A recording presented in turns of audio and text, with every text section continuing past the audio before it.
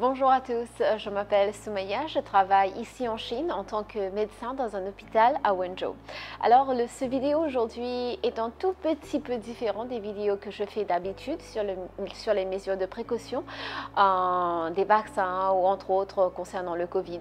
C'est actuellement par rapport aux spéculations concernant l'origine du virus Covid-19.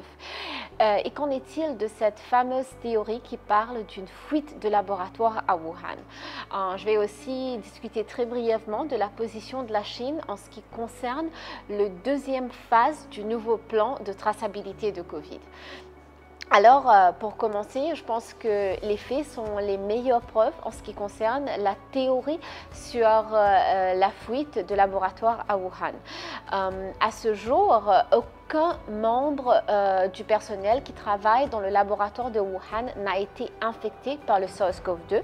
De plus, le laboratoire n'a jamais mené des recherches sur les gains de fonction des coronavirus et encore moins sur un virus artificiel. C'est bien ça qui nous amène à penser que les fuites de ce laboratoire est extrêmement improbable.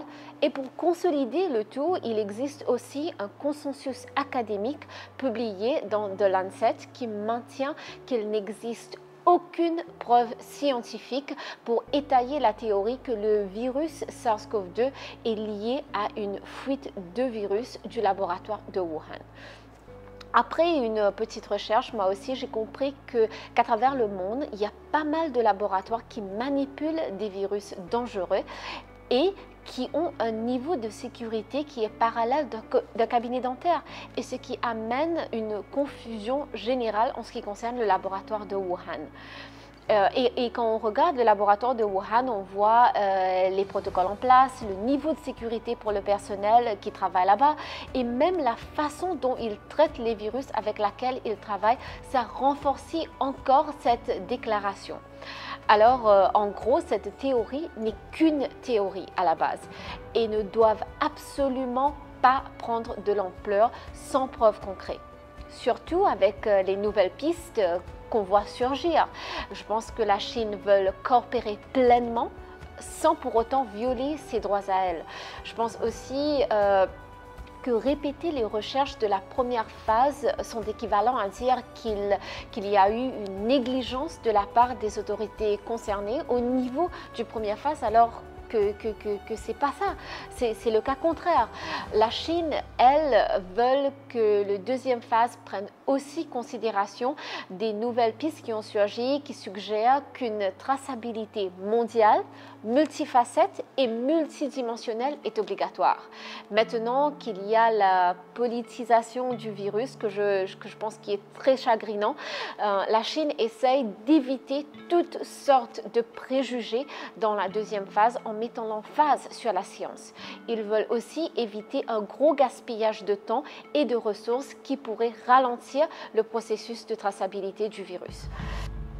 Il y a aussi un autre point très important qu'on doit soulever, c'est le point que la Chine a été très stricte dès le début du pandémie et jusqu'à maintenant, elle n'arrête pas de perfectionner ses méthodes, que ce soit en matière de QR sanitaire ou de QR qui peuvent remonter à 14 jours les villes et les endroits qu'on a visités. Ça montre que la Chine donne priorité à des mesures de prévention et que ça explique pourquoi la Chine a pu contenir cette pandémie alors que les autres pays se battent toujours. Les virus sont l'ennemi commun de l'humanité et la communauté internationale ne peut pas gagner si elle ne travaille pas ensemble.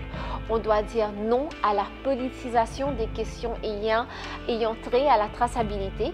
Il s'agit là d'un rappel général de la communauté internationale selon laquelle l'origine du virus est une question scientifique et ne doit jamais céder à l'ingérence politique. Merci.